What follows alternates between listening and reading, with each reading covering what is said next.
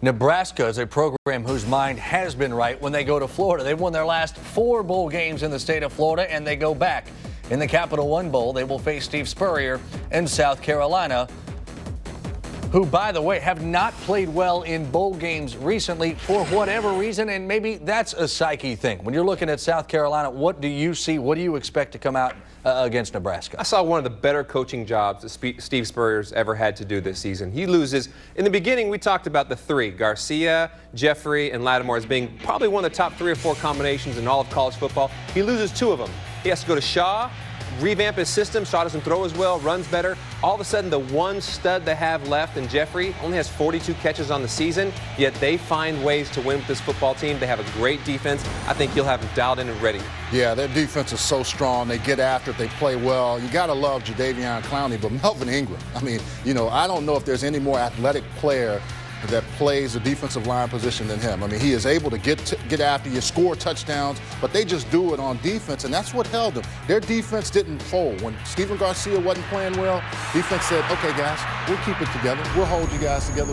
We got your back. And sure enough, it helped them get prepared. And even with Lattimore out, Brandon Wild coming in now, this team has played very well. And when do we talk about a Steve Spurrier team being held together by the defense?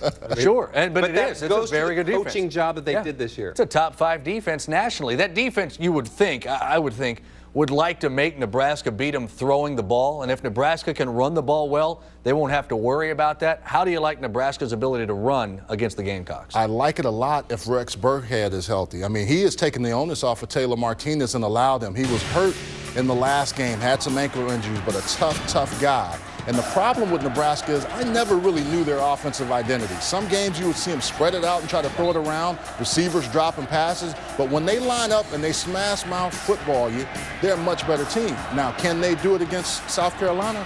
We shall see. The other side of it is, are they going to be well defensively? They've lost a couple of defensive tackles to injury, but they have to play well. And Martinez, when teams aren't expecting him to throw, that's when he has success. When they know he has to throw, he does not play very well, guys. We continuously talk about this preparation time leading up to these bowl games, and you look at South Carolina. What they're going to do to Nebraska, they're going to try their best to make them a one-dimensional football team. They want to put the hands into Taylor Martinez, or the ball into his hands. They want to say, if we lose this football game, it's because you're throwing it through the air. They're not going to allow Burkhead and that team to run the ball down their throat. And when you look at the weapons on the outside for Nebraska and you put them against South Carolina's backfield, oh, goodness.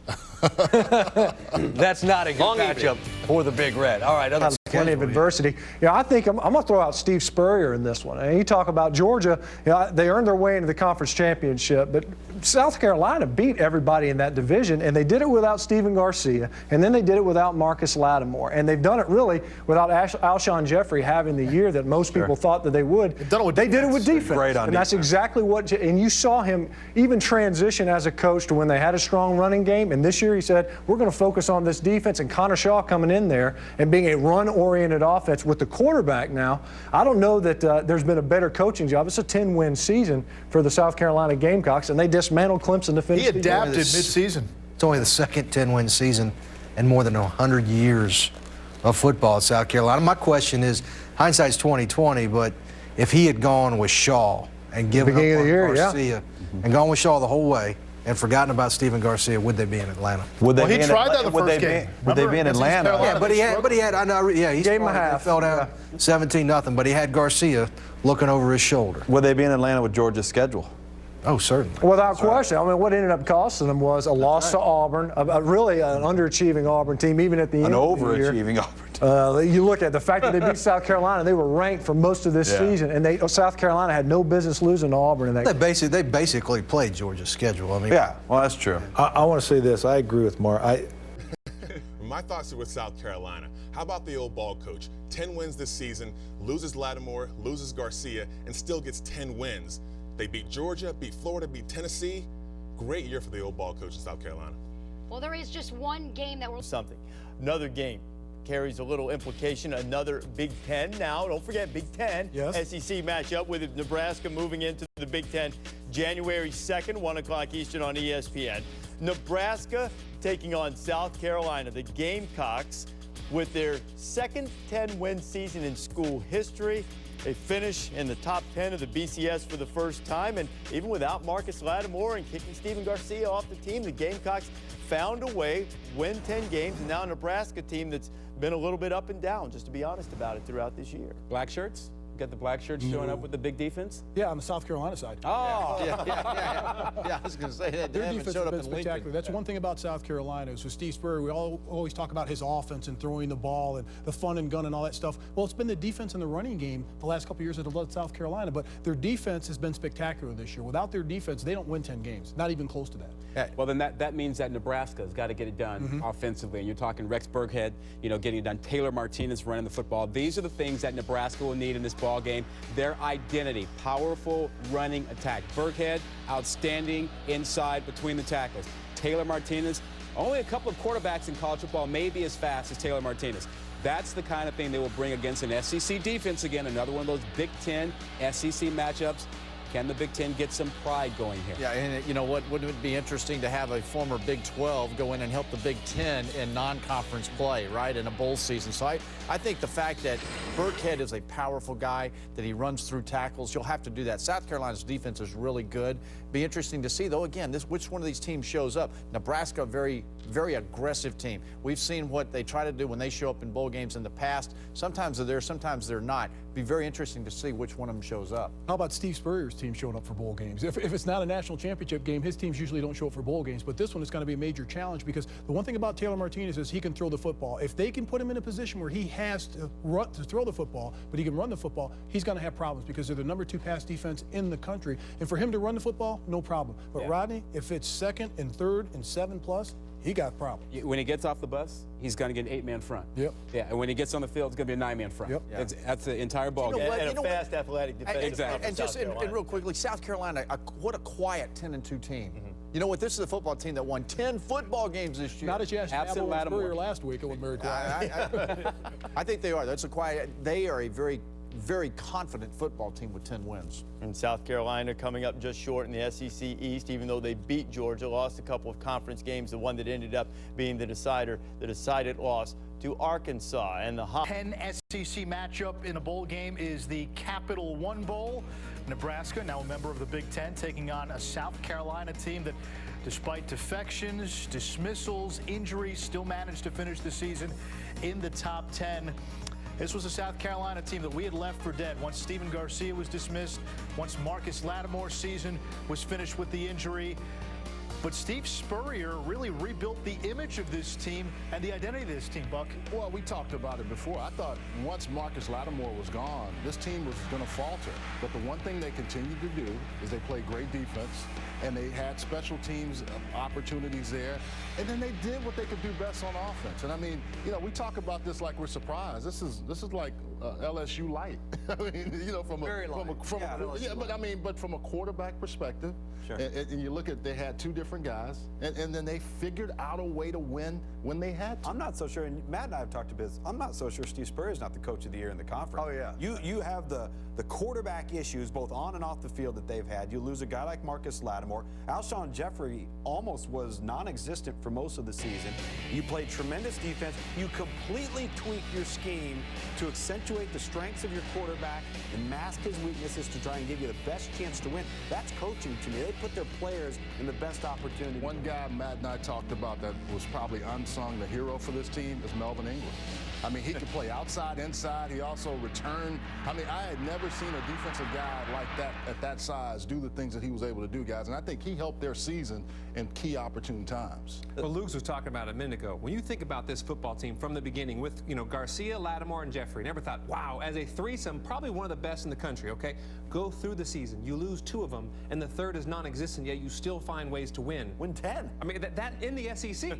So the impressive job he did as a coaching staff of sticking to what they knew, because all we said was, are they going to change it all of a sudden midstream without guys, Lattimore? Hey, we got a Nebraska alumnus, though. We got to talk a little bit about Nebraska. Just a little bit. I'm just going to show up and be ready to go. I can promise you on that, that's for sure. Bo Pelini there and their staff there, I think they've done some good things there. But Martinez, the quarterback there, he's the guy that makes it go. And how well he goes, that's how the Huskers go up again. They got some good defensive players there, too.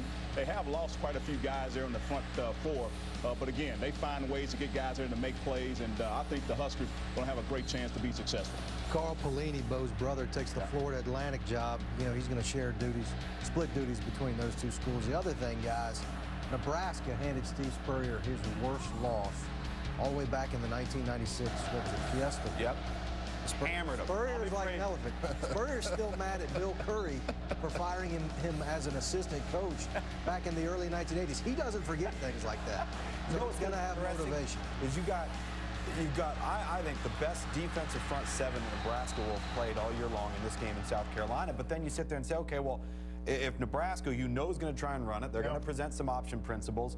But then if they got to drop back and throw it, South Carolina is the second-ranked pass defense in the country. One guy, Rex Burkhead, needs to get more touches. I've said that all year, and I think if he does, it takes the onus off of Taylor Martinez.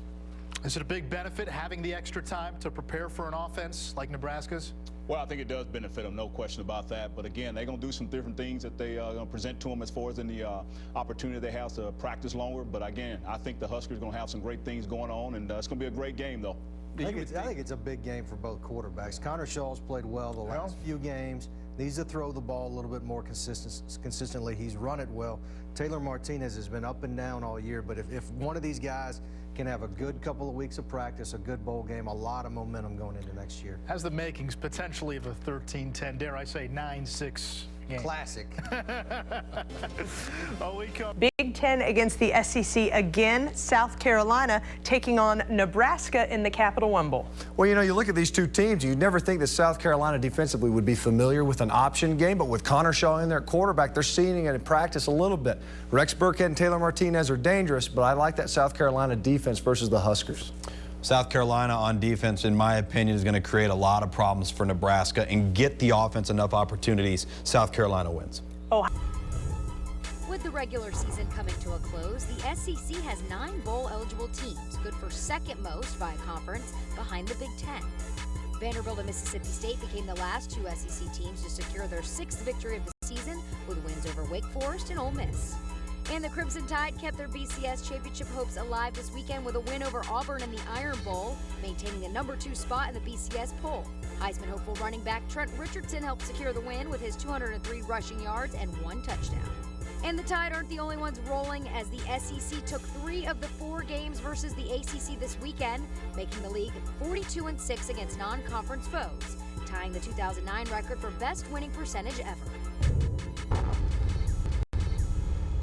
All right, guys, you look at all that stuff in the hot read there, and one thing you have to be very, very proud of as an SEC fan is the bowl record of the SEC, especially over the last decade or so. It seems every year there is just almost everybody gets to go to a bowl. Yeah, no doubt about it. And this year is no different. 9 SEC teams are bowl eligible this year. That really shows the strength of this conference from top to bottom. And Kevin, how about the games and the matchups between the ACC and the SEC this week? It was just sort of like little brother and big brother. Yeah, well, Vanderbilt, Georgia came through. The only team that didn't come through are my Gators. We were the only team to lose out to the ACC. We were 3-1 other than that. SEC teams representing, doing a great job showing that SEC is the best conference in the nation, except for my Gators, but we'll give them a pass on this year. Yeah, I know Vandy and Wake was 41-7. That wasn't even anywhere near close.